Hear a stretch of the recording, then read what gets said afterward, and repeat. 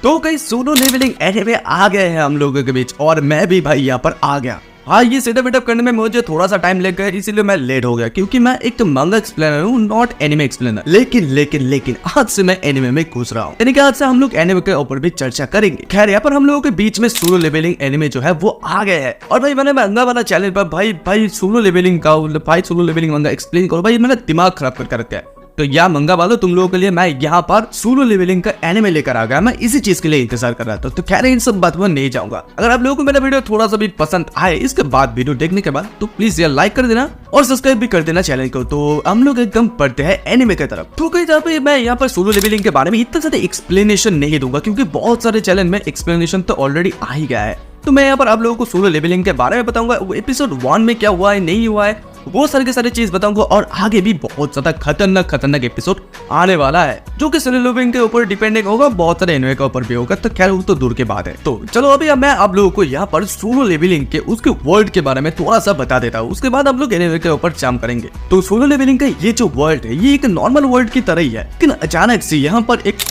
Portal खुल जाता है। और ये जो सब कुछ हुआ है ये 10 साल पहले हुआ है, मतलब 10 साल पहले का कहानी मैं बता रहा हूँ, अभी प्रेजेंट का कहानी नहीं। तो इस पोर्टल के अंदर बहुत सारे मैजिकल बीस्ट होते हैं जिसे हम लोग मॉन्स्टर भी कह सकते हैं। हाँ, और उन लोगों को कोई भी नॉर्मल ओपन से हम लोग नहीं मार सकते। उन लोगों को सिर्फ कुछ ऐसी ओपन्स होता है, उनकी चीज से हम लोग उन्हें मार सकते हैं। और उन लोगों को मारने के लिए हम लोग के दुनिया में ऐसे इंसान है जिन लोगों के पास कुछ मैजिकल पावर या फिजिकल पावर जो भी बोलो है। और इन लोगों के बीच में भी एक रैंक होता है, सबसे ज्यादा जो ताकतवर होता है उसको हम लोग सी कहते हैं, और सबसे ज्यादा लोएस्ट है वो उसका हम लोग ई कहते हैं। और भाई हम लोगों का एमसी जो है वो ई रैंक का है।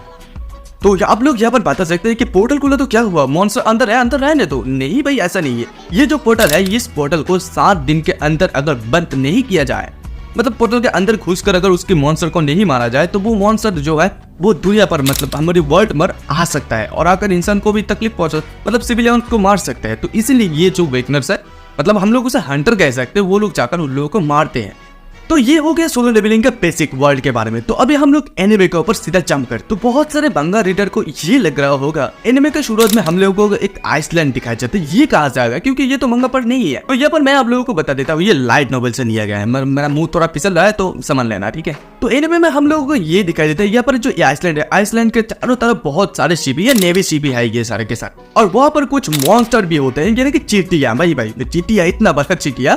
तो उन लोगों को मारने के लिए हम लोगों का हंटर वहां पर चाहते हैं, लेकिन भाई क्या है, ये लोग लो रैंक का हंटर है, इसीलिए वो चींटिया जो है इन सारे हंटर को पेल देता है, पेलने लगता है। और उसी समय एंट्री होता है हमारा कुछ कैरेक्टर, जो कि एस रैंक का है। और ये देखते तो ये लोग भाई बहुत ज्यादा शौक हो जाता है कि भाई यहाँ पर एस रैंक का कैरेक्टर, एस रैंक का हंटर आया है। तो यहाँ पर 4 कैरेक्टर को हम लोगों को दिखाया जाए, मैं आप लोगों को उसके बारे में बता। तो यहाँ पर एक बंदे का नाम है, तो सबसे पहले बियोंगू और योनहू को दिखाया जाता है, और उसके बाद हमें वहाँ पर और एक कैरेक्टर को दिखाया जाता है जिसका नाम है युनसु। तो भाई और क्या, वो लोग यहाँ पर आके इन लोगों को पेल देता है। और तभी उसी समय हम लोग को शहर में और एक बंदे को दिखाया जाता है, और वो है ग्रैंड मास्टर चॉय। तो यहाँ पर अगर आप लोगों ने नोटिस किया होगा तो ये लोग जो है, ये लोग भी यहाँ पर सिटी में लड़ाई कर रहे हैं, यानी कि फाइट कर रहे हैं उन सारे मॉन्स्टर के साथ। लेकिन एक मिनट, ये जो मॉन्स्टर होता है यानी कि डेंजर के अंदर होता है ये सारे के सारे मॉन्स्टर, तो ये लोग यहाँ पर सिटी पे कैसा आ गया? तो मैं यहाँ पर आप लोगों को बता देता हूँ, मुझे देखकर जो पता चला, शायद एक ऐसा डेंजर होगा जो कि 7 दिन के अंदर उसे खत्म नहीं किया गया है, यानी कि बंद नहीं किया गया है, इसीलिए वो सारे के सारे मॉन्स्टर जो है इस शहर में, इस सिटी पर आ गया। यहाँ पर पहले शायद सिविलियंस थे, लेकिन अभी नहीं है, अभी ये लोगों के साथ इन लोगों का लड़ाई होता है। तो खैर, उसके बाद यहाँ पर हम लोगों को वो सीन दिखाया जाता है, जो मैंने आप लोगों को पहले बताया कि 10 साल पहले एक पोर्टल खुला, वहाँ पर बहुत सारे कुछ हुआ। तो ये तो मैंने आप लोगों को बता ही दिया। तो खैर, उसके बाद हमें दिखाया जाता है एक कंस्ट्रक्शन साइट, यहाँ पर एक सोल सिटी का कंस्ट्रक्शन साइट को, या साउथ कोरिया के। तो अब हम लोगों को 2 मेजर कैरेक्टर के साथ दिखाया जाता है, एक का नाम है किम और एक का नाम है बैक। तो यहाँ पर बैक बताता है कि हाँ, अरे बाप रे बाप, किंग आपके साथ बहुत दिनों के बाद मिला।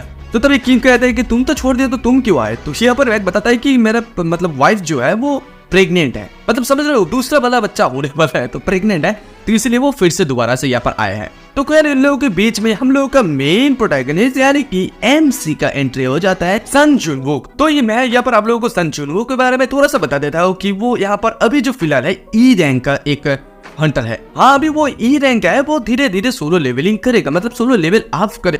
तो खैर, इतना वो बहुत ही ज्यादा कमजोर हंटर है, और वो इतना कमजोर है कि वहाँ पर मतलब ई रैंक का वो है, तो वो उसके साथ ई रैंक का कोई मॉन्स्टर का लड़ाई होता है, तो वहाँ पर ई रैंक का मॉन्स्टर के साथ लड़ाई होने के बाद भी वो नहीं जीत पाता है, यानी कि उसे बहुत ज्यादा चोट लगता है। तो कहते हैं इसलिए उसको मतलब ई रैंक का ही नाम दिया गया, और ई रैंक का भी बहुत ही ज्यादा वीक पर्सन है वो। तो खैर वो इतना ज्यादा वीक होने के बावजूद भी क्यों आ रहा है इन सारे डेंजन पे, इन सारे मॉन्स्टर को मारने के लिए। तो क्या मैं आप लोगों को बता देता हूँ कि उनका जो माँ है वो हॉस्पिटलाइज है, यानी कि वो हॉस्पिटल में एडमिट है। उसके माँ की जो मतलब ट्रीटमेंट के लिए उससे पैसा चाहिए, तो इसीलिए वो हंटर पे आते हैं, मतलब हंटर करने के लिए आते हैं, मॉन्स्टर को मारने के लिए आते हैं। और उसका बहन जो है वो अभी कॉलेज में भी एडमिशन लेगा। तो खैर उसके बाद जब जून वो वहाँ पर आता है तो उसे देखकर सभी लोग बहुत ही शाबाशी दे रहे हैं कि बहुत ही बढ़िया, बहुत बढ़िया। तो ये देखकर किन को यही बताता है कि क्या ये बहुत ज्यादा पावरफुल हंटर है। तुम किन कहते हैं कि नहीं, ये कोई पावरफुल हंटर नहीं है, ये रिंग है, लेकिन इसका एक निक नेम भी है, वर्ल्ड वीकेस्ट ई हंट। तो खैर ये बात जो है जुनवो भी सुन लेता है, लेकिन उससे कोई फर्क नहीं पड़ता, क्योंकि उससे तो पैसा लेना है, मतलब पैसा कमाना है, क्योंकि उसकी माँ की ट्रीटमेंट भी करना है। तो खैर वहाँ पर ही हम लोग और एक लेडी के साथ मिलते हैं जिसका नाम है जो ये, जैसे कि मुझे अभी तक पता चला कि ये हमारा मेंसी का मेन गर्लफ्रेंड या कुछ होने वाला है। तो चलो वो सब बात हम लोग का आगे पता चलेगा, तो अभी मैं श्योर नहीं।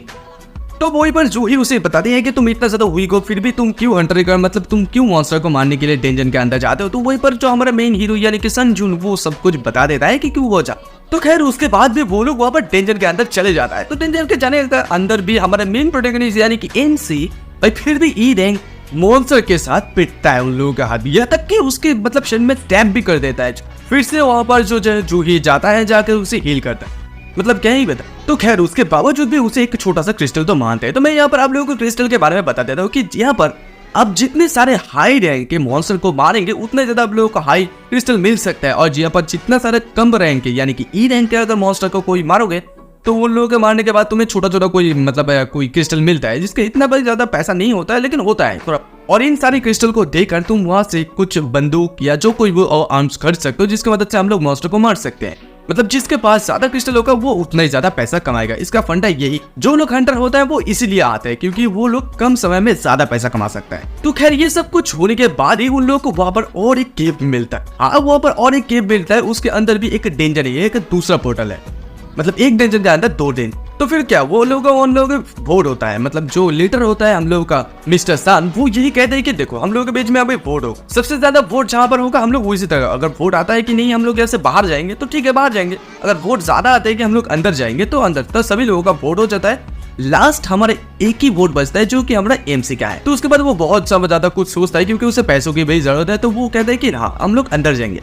तो ठीक है उसके बाद वो लोग अंदर चले जाते हैं। तो वो लोग जब वहाँ पर अंदर जाते हैं तो जाने के साथ साथ वो लोग ये भी बात बोलते हैं कि वो लोगों को जाने के में 20 मिनट लग गया है, तो आने के समय लगेगा 20 मिनट यानी कि 40 मिनट। तो मैं आप लोगों को यहाँ पर बता देता हूँ कि ये जो पोर्टल होता है ये सिर्फ 1 घंटे के लिए, अगर तुम अंदर चले जाओ तो 1 घंटे के लिए खुला रहता है, अगर उसके बाद तुम आ नहीं सकते हो तो तुम उस पोर्टल के अंदर ही फंसे रहोगे। तो खैर तो उसके बाद वो लोग वहाँ पर एक बड़ा सा दरवाजा देखते हैं, दरवाजा देखने के साथ साथ दरवाजे के अंदर घुस जाता है। तो जहाँ पर बहुत सारे उन लोगों को स्टैचू दिखता है। भाई एक चीज जो है ना सोलो लेवलिंग में एकदम डिटेल में दिखाया गया है, मुझे जहाँ तक एक्सपीरियंस है मैं बता रहा हूँ। तो खैर जब वो लोग वहाँ पर अंदर घुस जाते हैं तो वो लोगों को वहाँ पर एक टेक्स्ट मिलता है, जाकर रूल्स मान सकते हो उस रूम। तो वहाँ का पहला नंबर रूल सही है कि वर्शिप द लॉर्ड यानी कि भगवान का पूजा कर, और सेकंड नंबर है प्राइज द लॉर्ड, और तीसरा नंबर ये है कि प्रूफ योर फेथ। और तभी इधर जो जूही होती है वो जुनू की यही कहती है कि देखो वो जो स्टैचू है उसकी जो आंख है वो हिल रही है। तो तभी सन जुनू भी उसे गौर से देखने लगता है।